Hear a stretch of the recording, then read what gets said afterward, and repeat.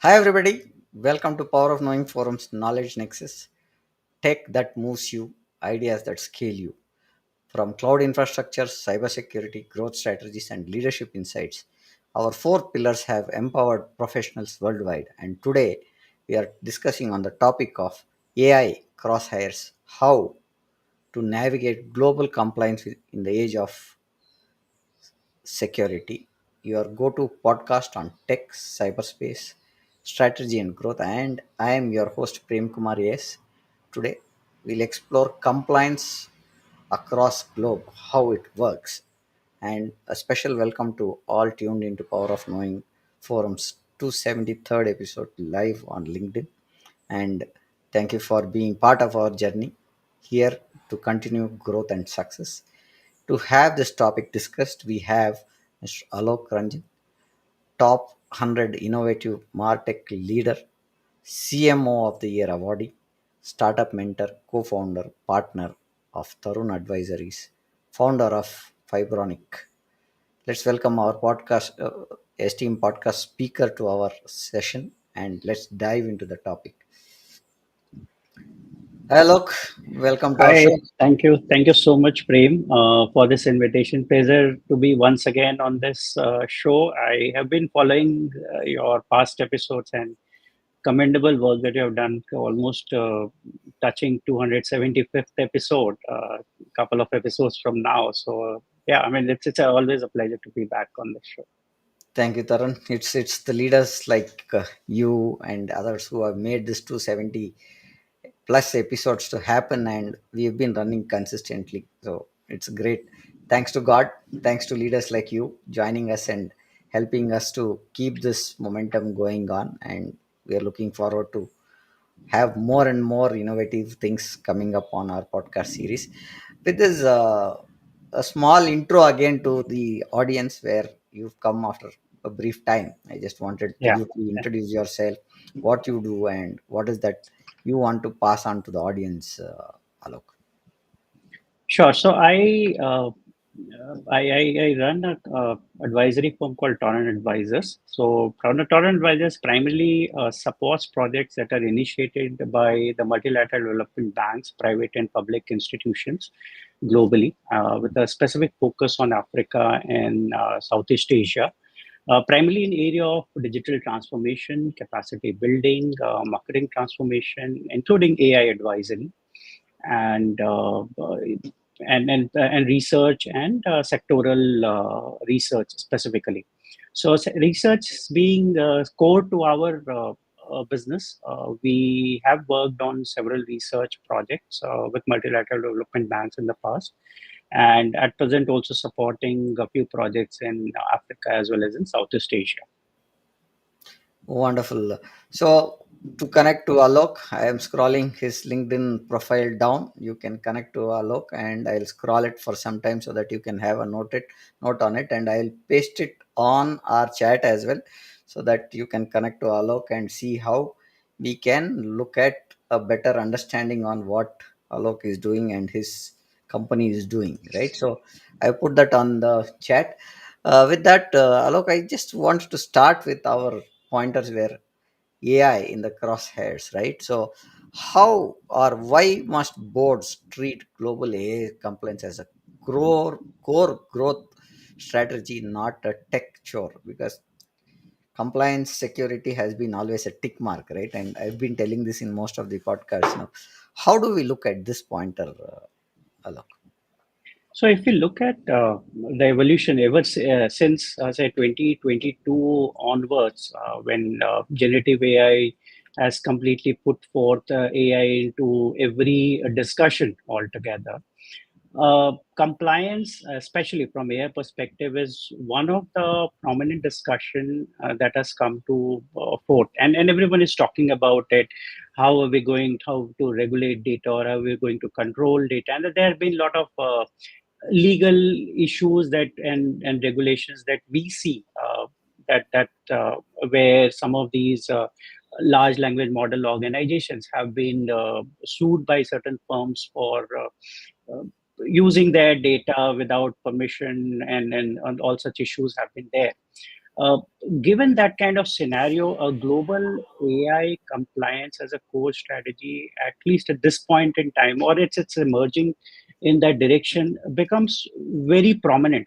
And one of these examples which I would want to cite is recently there was a German AI startup, and that they were about to go for $200 million funding round, and where the investors actually discovered that it wasn't aligned to the EU AI Act. And why I'm specifically mentioning about the EU AI Act, because amid all the discussions on global AI compliance and regulations, European Union has created a benchmark for other organizations as well as other nations to follow, including US is working on some on their own regulations. Each country is having their own regulations at this point in time, and the draft is being prepared, and more discussions are happening. We saw BRICS concluding again, Hmm.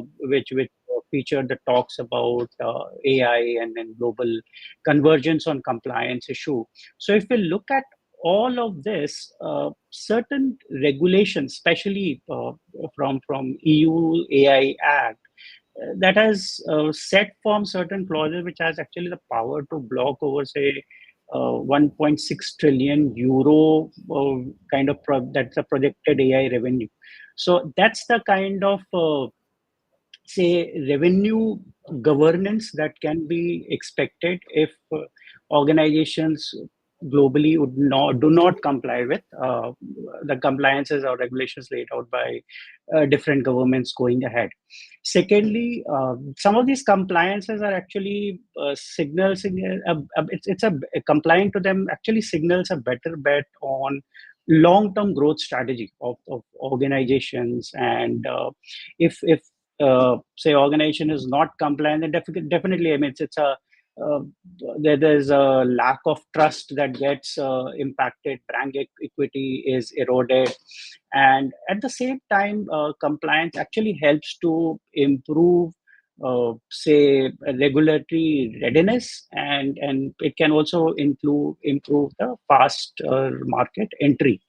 And this also I would have tie in with say some of the strategic KPIs, like it's a feature kind of a regulatory dashboard that could are also being discussed across different organizations that would actually help to comply with global AI norms. So given all of the changes that's happening in the global landscape, I think it's very important for organizations to look at as a core growth strategy, rather than just say a policy or a regulatory framework that is implemented at a specific nation level. Got it, Alok. Now, how do we see in the early career? Most of them look at what is in for me, right? It is always what will I learn, what is in for me. In earlier careers of product managers, what or when we bake compliance into their roadmap. So, how do we say what could be good for the product managers or the managerial level guys when they look at this compliance at large? Specifically, I think when we talk about, say, product management or project development Hmm. altogether, at least at this point in time, and when AI is being built, so almost all of us are talking about responsible Yeah. AI, and that is something which being is quite picking up among discussions, and everyone is looking out for uh, say product managers who can blend in responsible AI and integrate it into the product development phase. That is one part. This also helps to build a trust, especially because that entire most of the projects are sensitive, strategic work. So it actually helps to establish the particular product manager build that kind of trust that is required from the stakeholders within the organization. uh, Additionally, if I look at like breaking compliance into the AI roadmap, so obviously it actually forces to align with user needs, especially from, say, ethics and business viability perspective. And we also look at, like, if the product earns trust because you come out with a product that is compliant to global AI norms, and that is something which users can adopt quickly without a fear of breach of any trust or data leak that's there. So all of these actually helps to uh, I mean, say, foolproof the entire say career path, especially for product managers when they are trying to bake compliance into the AI roadmap.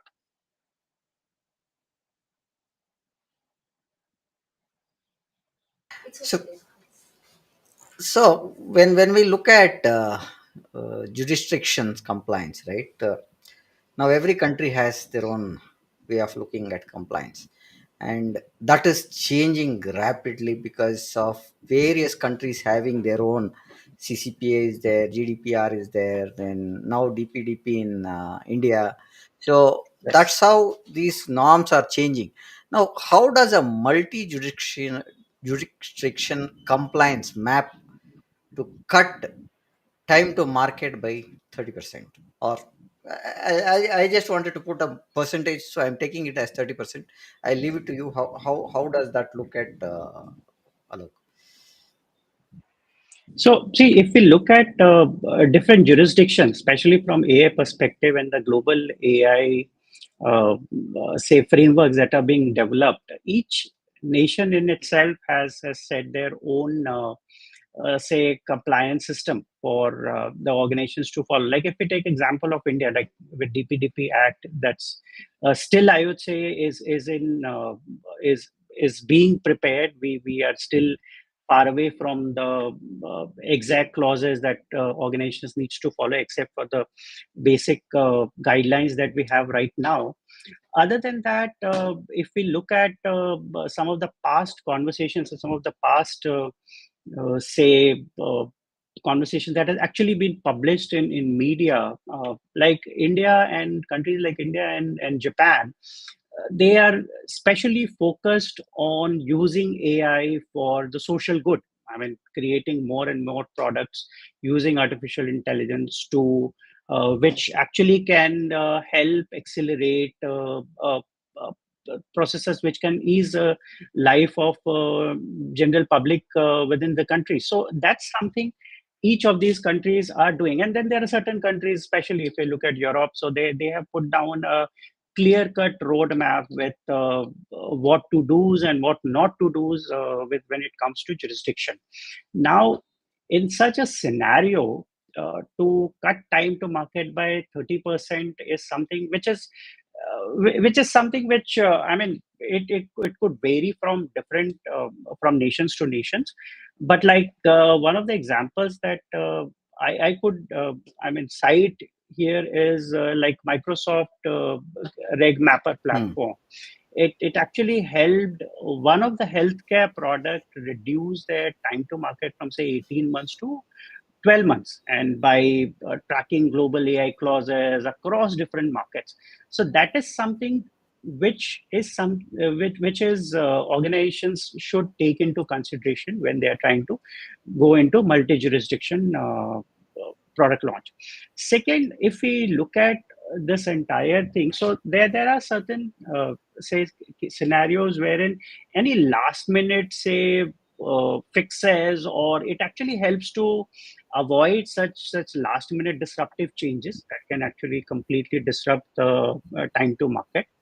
Also, if we look at from say one compliance heat map kind of scenario, so such compliance map actually bring together your legal, product, marketing, and every other team who's involved in this process together into one page, which is very good for the success of the product itself, and it helps to the launch globally. So that is something which is to my understanding and knowledge very important when we bring different teams together into one compliance framework and streamline internal approvals, and then make a repeatable kind of a playbook that can be used again and again for similar launches in future. So that automatically helps to cut time to market.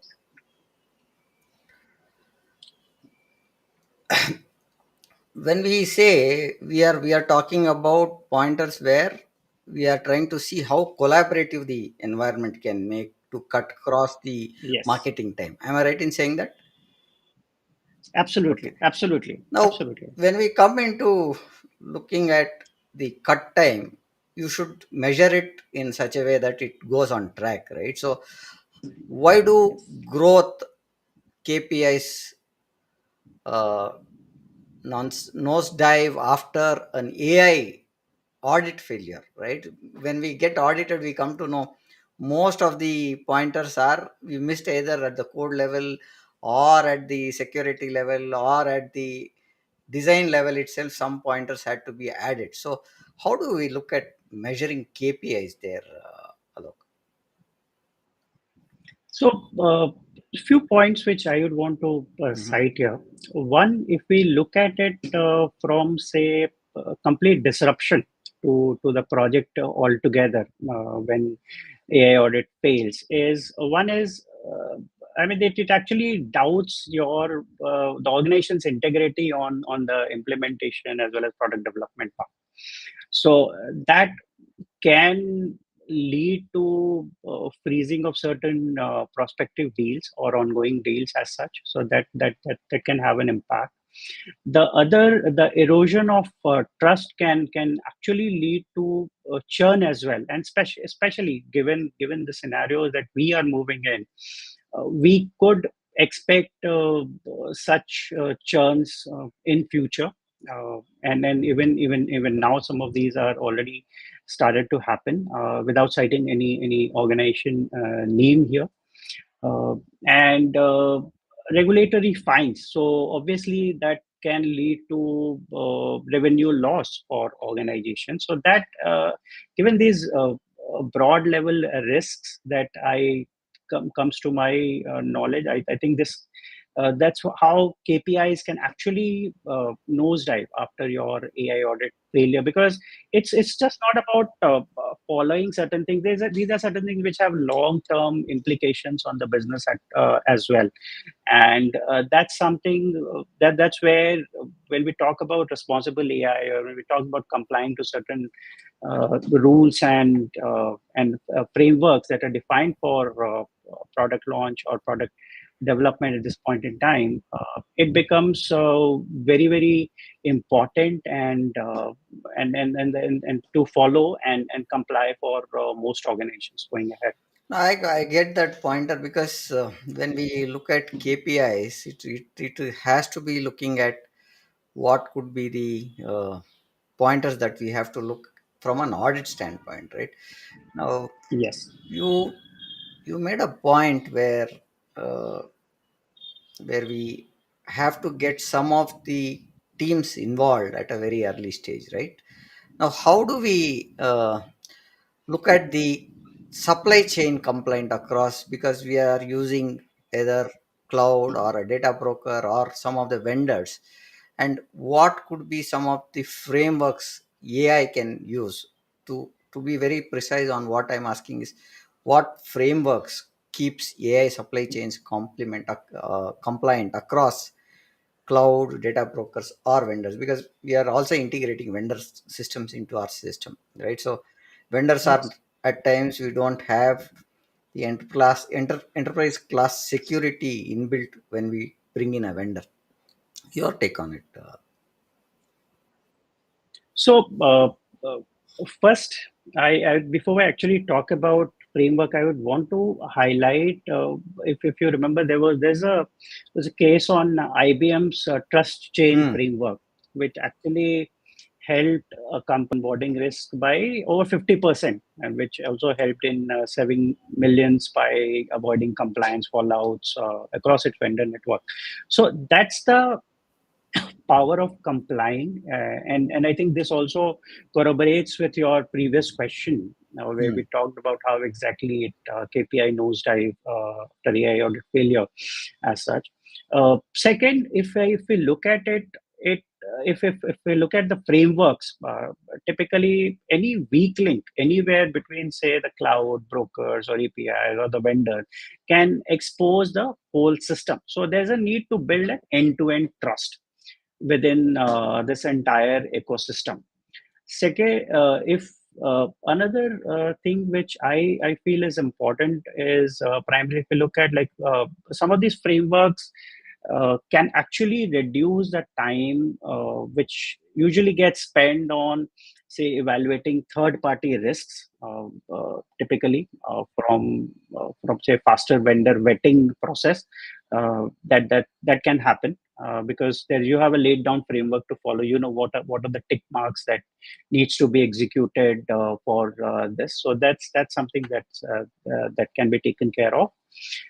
If we know, I mean, exactly like which vendor handles what data and how, it also reduces the risk, and we are more transparent and visible to any risk that may arise in future during contracts. And some of the clauses can ensure that the compliance standards are met. So overall, setting some of these frameworks can actually keep the AI supply chains not only compliant, but it can provide help to build systems that monitor risks at a scalable pace without micromanaging different components or different pillars in the entire ecosystem, is what I believe. Look, I wanted to ask one question. We spoke about data, right? And in the Yeah, previous question, when we spoke about audit and stuff.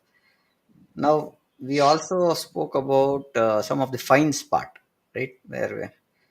Now, with DPDP coming in, right? So the fines are going very heavy, right? 250 crores is what we are talking about in terms of fines, or absolutely. 4%, right? It is 4% of the organization's value, right? Yes, yes. So that's what we are talking. Now, how do we or see that we don't touch, that is one pointer that I want to understand, because a fine of 250 crores is not small amount for a small startup or an organization. So how is that we manage that kind of audit compliance is one pointer which I wanted to add while we were talking audit failure, if that could be taken up, or I will pass on if that's a lengthy pointer that you want to look at. Uh, few things, like if we look at compliance, and primarily from uh, say from the privacy laws, or scoring against the privacy laws. If we look at the kind of fines that you talked about, first thing is, if like some of the large organizations which has preempted their stance to and implemented and complied to say AI compliance or to governance frameworks, so that are already seeing a boost in their brand valuations. And we have a clear example, like an organization as big as Apple saw its brand valuation by over say $200 billion Okay. just by complying, turning their compliance into their as a competitive mode primarily. Hmm. Second, if we look at it, also acts as like a market differentiator, because you you position yourself as a privacy forward business, which can you can stand out against the competitive categories as such. And you can position yourself as a premium player, because there are a lot of say add-ons or the positives that come along with uh, I mean and that's a good part of say complying to these frameworks as such uh, at this point in time. And it's a good say way to avoid the KPI nosedive, or to avoid revenue churn, especially when organizations can align to and these frameworks and have that kind of competitive moat altogether. It also helps to adapt quickly to the changing laws, because the some of these frameworks are still being formulated, so a lot is going to change over the next few years.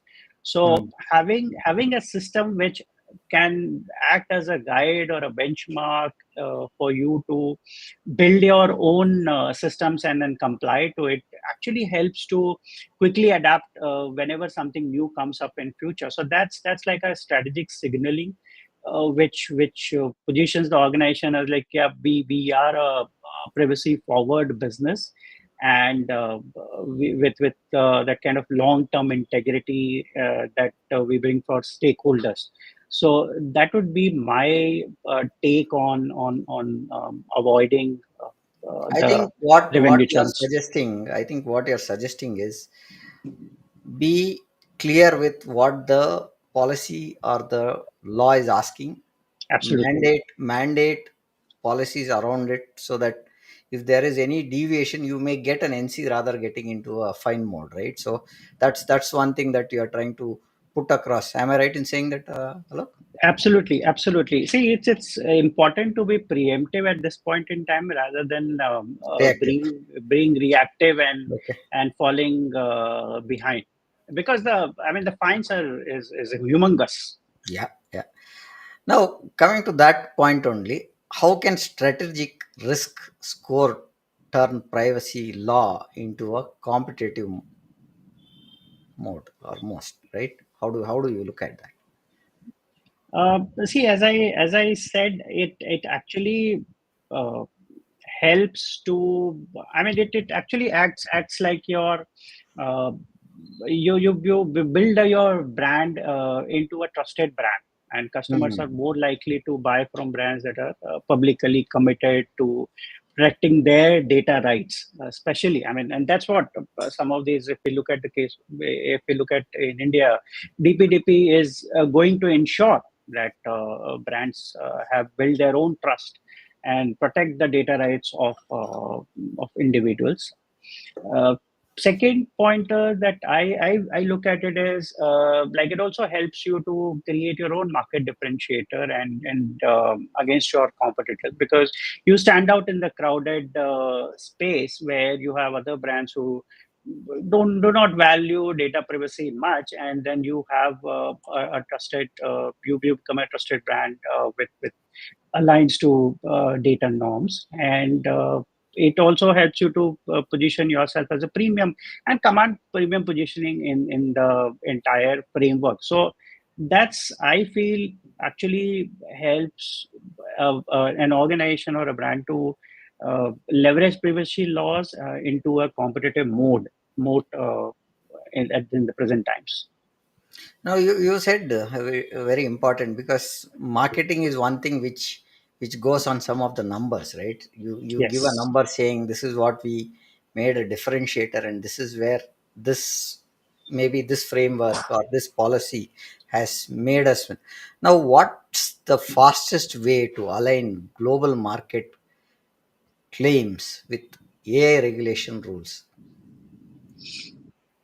Uh, See, I mean, at least at this point in time, the fastest way is to uh, say align with say some of the policy guidelines that already are being framed and different say platforms have rolled out. That's one. Second, if we look at it like if it has a fewer takedowns, like if you Hmm. align with some of these claims, then like for example, Meta implemented an ad fact checker and Hmm. to review the pipeline that it actually reduces the content takedowns. So this it actually helped organizations to reduce this content takedown by 70% and saving thousands of campaign hour efforts and safeguarding the reputation and all of that. So those are the things that uh, brand should actually consider when we are looking to align, especially from marketing perspective, when global marketing claims can be aligned to AI regulations and rules. Second is if we look at say compliance checkpoints before publishing, it actually helps to reduce the risk because see each jurisdiction has their own framework at this point in time to whether it's a GDPR or US privacy laws or any other Europe's law. So there are different jurisdictions have their own framework. So it's important, especially from marketing perspective, to align to each of these frameworks and to understand how I am going to interact with the user and care about data privacy at this point in time. It also helps to build that kind of accuracy because see a lot of say personalization and hyper personalization actually has come into play, especially with AI in marketing.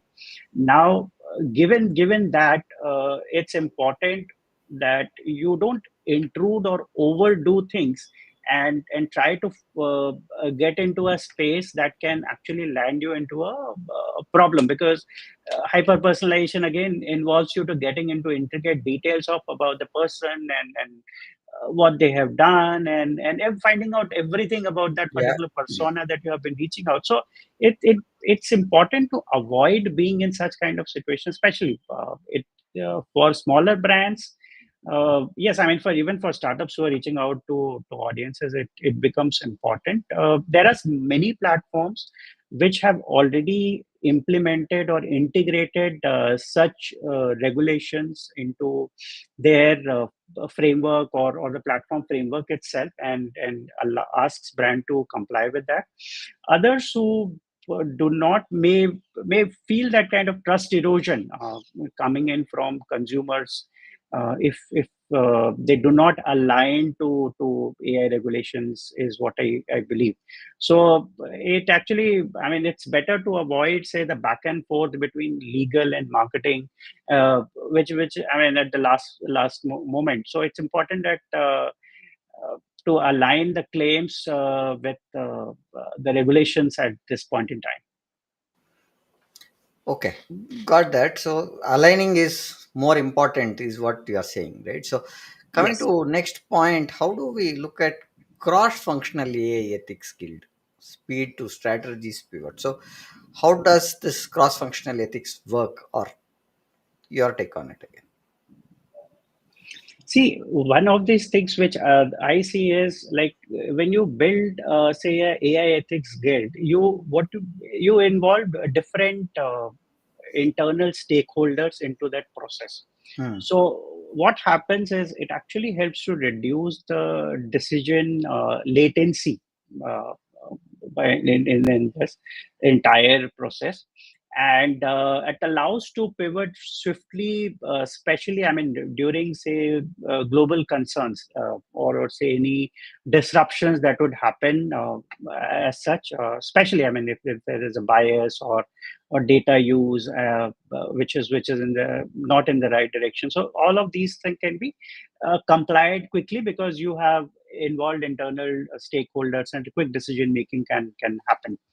Uh, Second is you pivot with confidence, because you know the risks are known and it has already been debated, because different departments would bring, or different stakeholders or cross-functional stakeholders actually would bring their own concerns around it, and all of that would have been debated and addressed to as such during this building this AI ethic guild.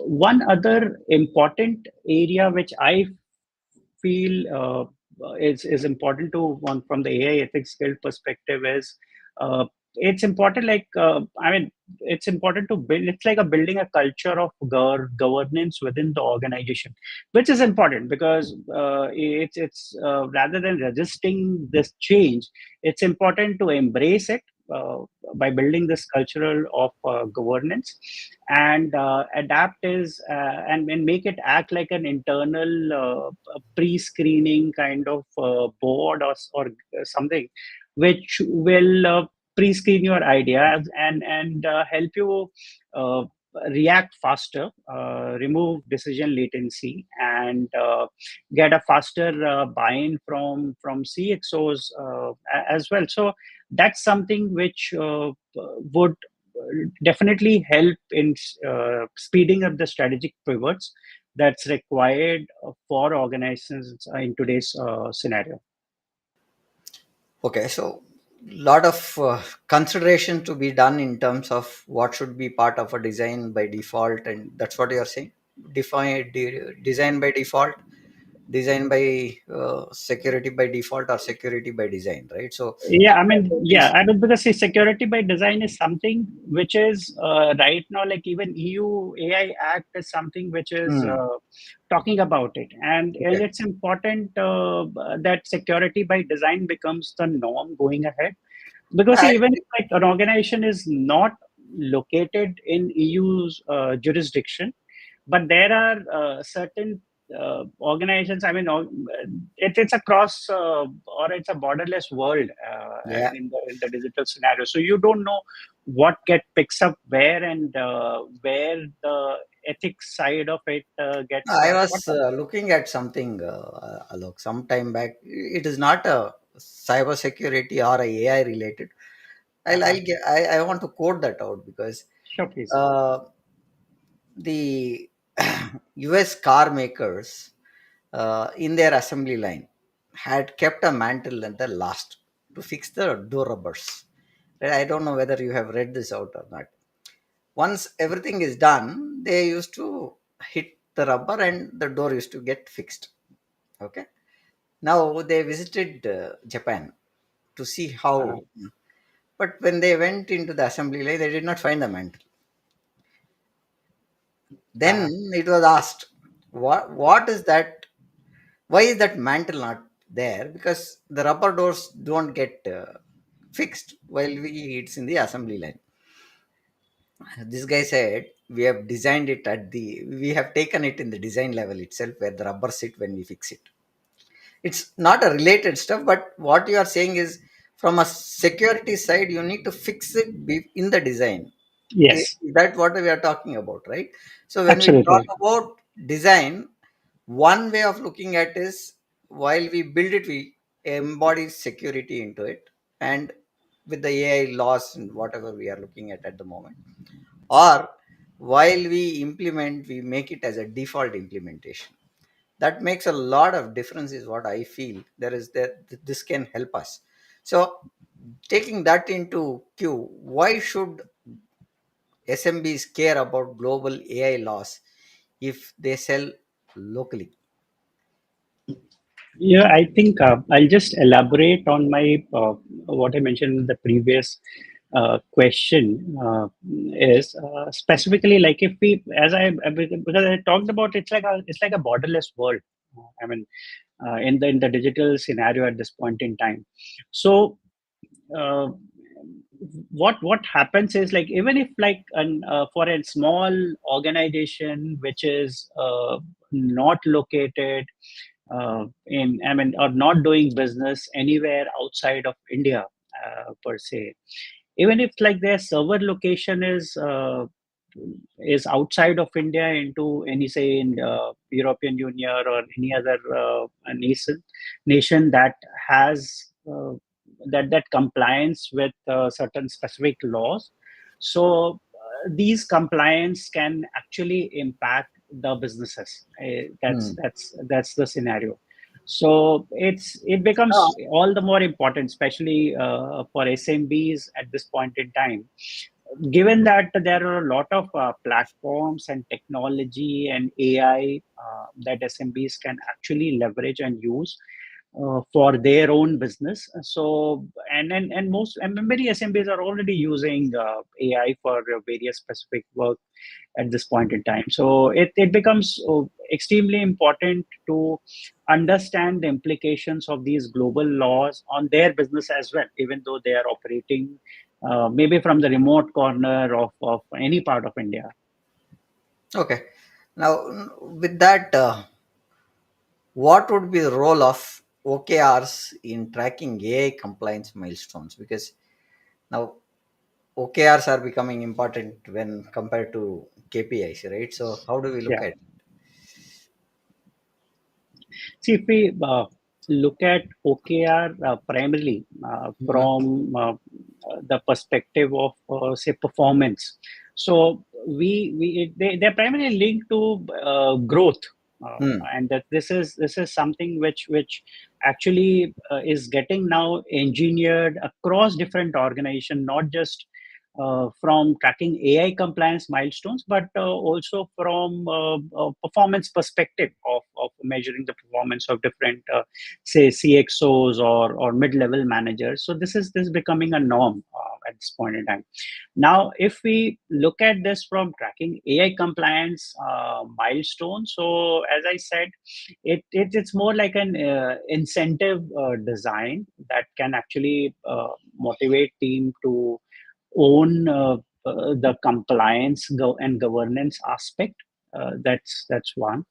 The other way I look at it is primarily from, say, it can help to monitor the rollout timelines and do risk mitigations as such, and I mean, it also builds that kind of clarity and accountability that's needed from, say, developers to executives in their entire compliance spectrum altogether.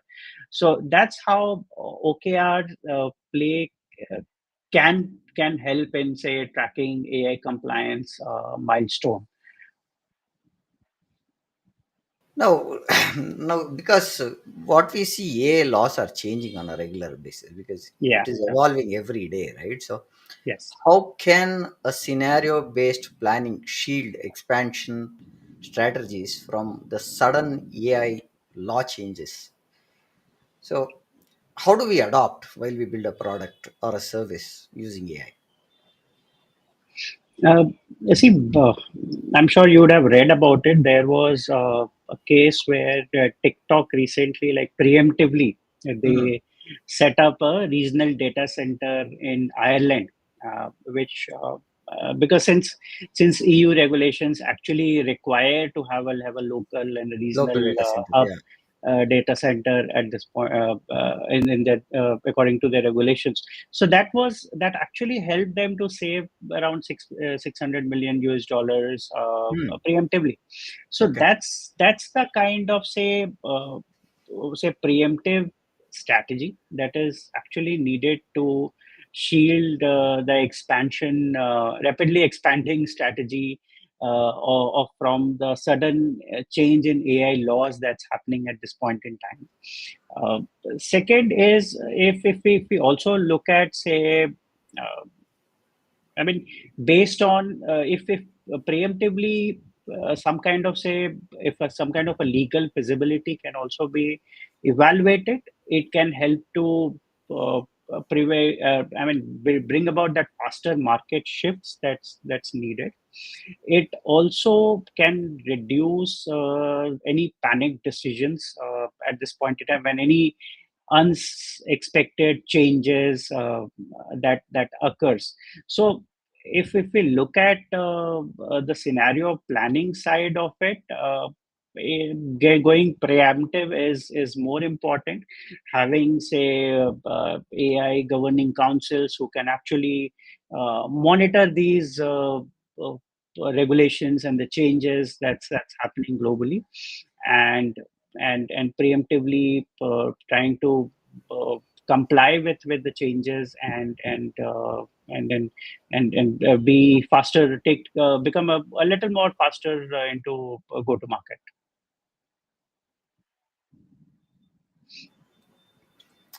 Now, looking at the next point that I want to understand is why does boards, because we talk for investment when we look at boards, right?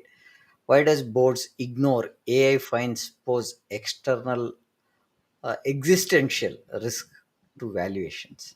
Because everything is an existential part at the moment, whether it's a product or a service. Now, with that risk, how do we look at boards looking at AI fines is what we want to understand from you.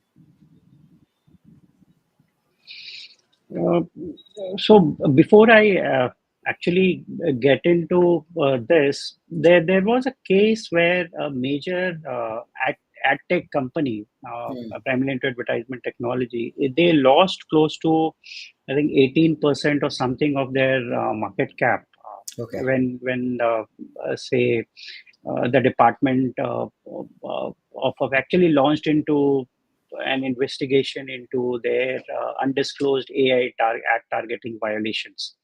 So this is something which, and then these are the scenarios which which cannot be avoided by board altogether, and can this is a kind of scenario where, like, one fine or a probe can actually trigger a stock free fall, especially if it's a listed organization. There's a penalty risk involved, which, unaware of the legal exposure, it can lead to some sort of strategic risks for the board.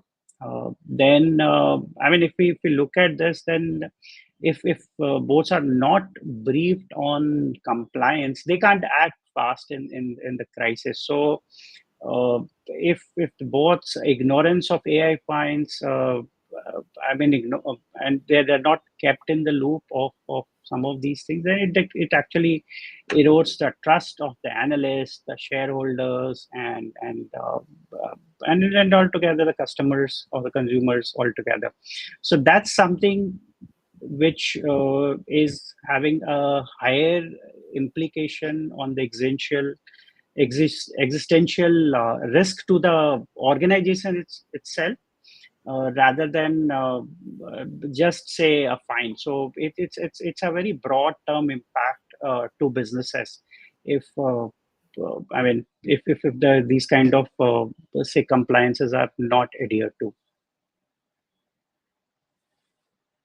What I want to understand is because we had ISMS as a part, right, where information security management is one pointer that what growth lift appears after certifying AI systems with, say, under ISO 42001. So AI systems talk about the EAMS, right, which is Yes. predominant thing that is happening now. Your take on it?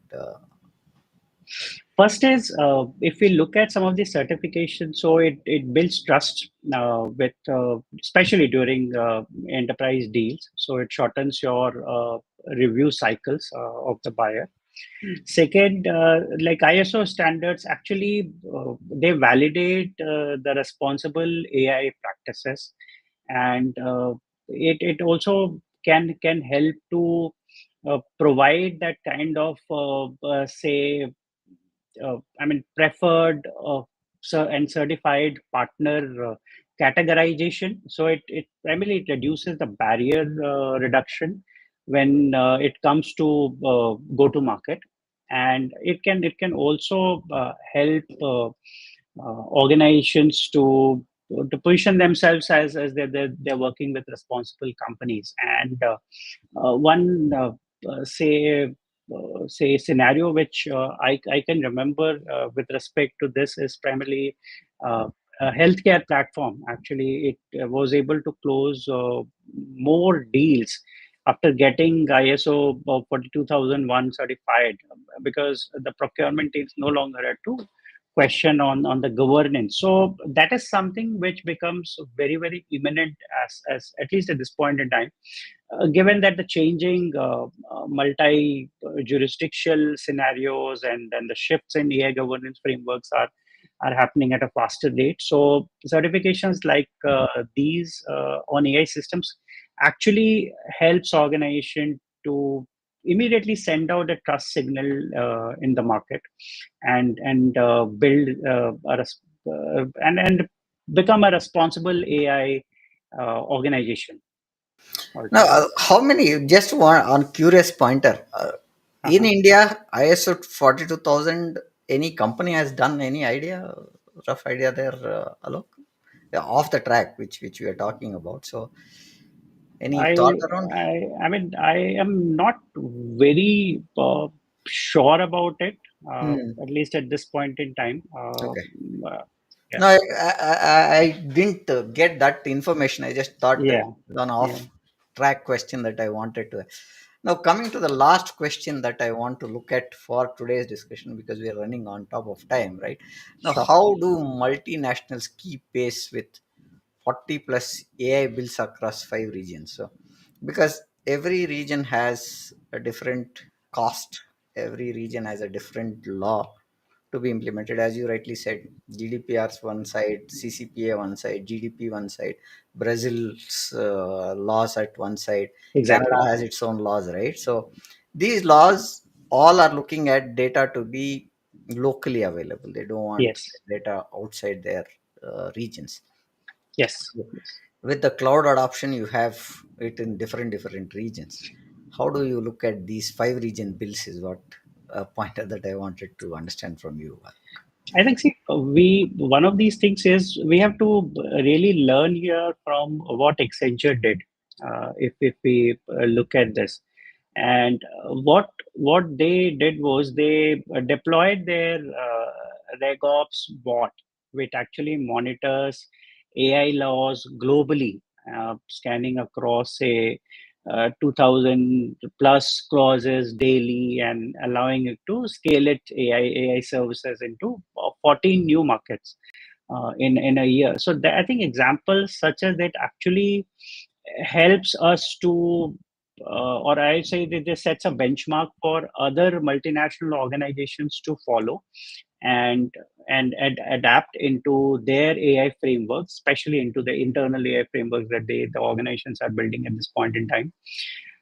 If it also, I mean, it's important to build, say, a centralized insight or a single knowledge base, which can ensure that there's a complete alignment across different departments, say, be it a product or legal or compliance. So across all these departments, there's an integrated insight pool altogether, and it helps to reduce the kind of legal bottlenecks that with this kind of smart filtering and tagging that the team can prioritize. So in order to optimize, or in order to keep pace with say 40 plus AI builds, again I think AI bots come to the rescue, and we have a lot to learn from what Hmm. Accenture has already done, and uh, and then I'm sure a few other organizations are already in the process of following similar strategies.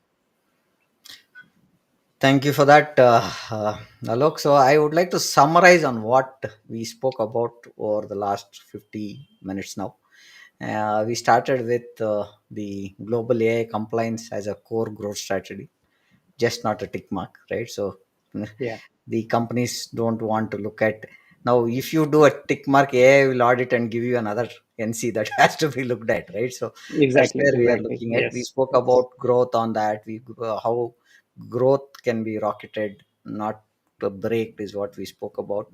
Then we yes, spoke about what is in for me, right? It's always that people want to know what I gain when I acquire a knowledge or acquire a skill to be looked at. What we spoke about, jump ranks with responsible AI credits is what we spoke about. Then we spoke about multi jurisdiction where AI is having pointers that time to go market and stuff like that, where we Yes. talked about cutting the costs by 30%.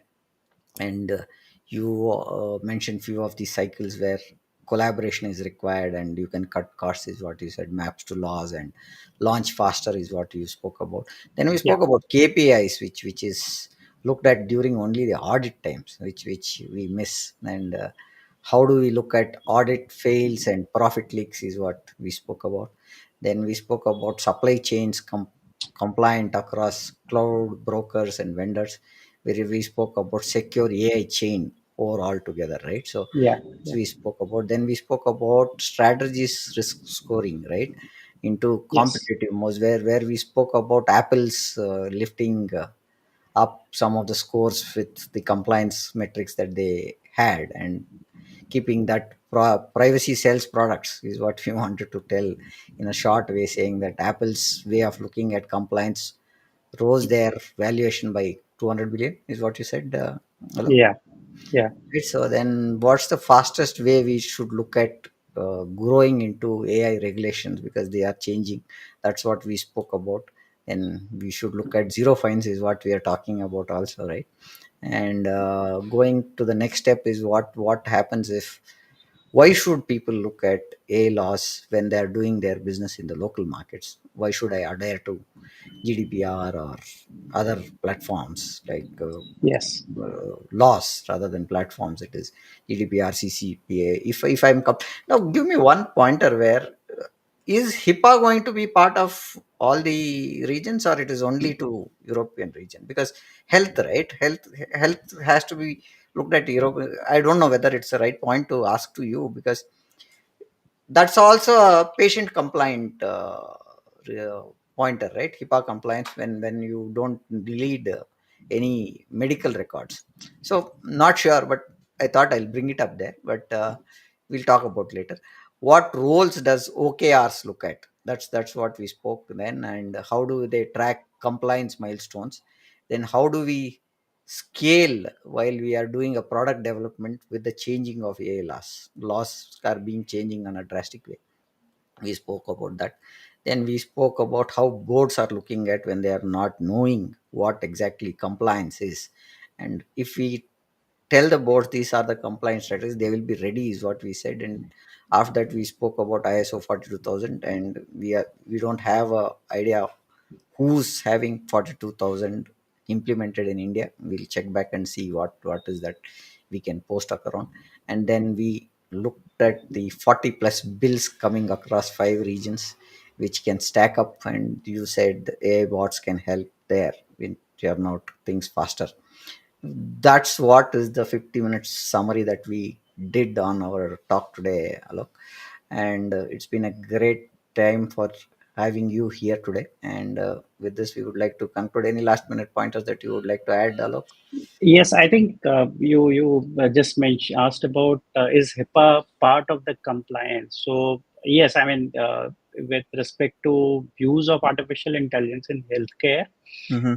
HIPAA is part of it, and it's primarily focused from, say, data protection standards Okay. at this point in time.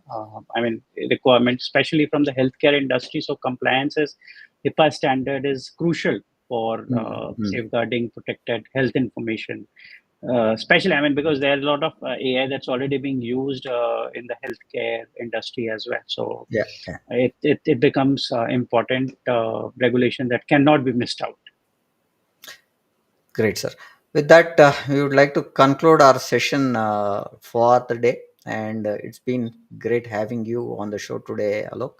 And with this, I would like to conclude the show. Thank you for being part of it. To the audience, we have a session coming up tomorrow, which is our session on the uh, 16th June at 6:30 p.m. Advance how to rise from good to great at an early level is what we are talking about. 6:30 p.m. in the evening. And we have streamed this podcast live to YouTube, Facebook, Instagram, and LinkedIn parallelly, and these are live. You can go watch these episodes. Do follow us.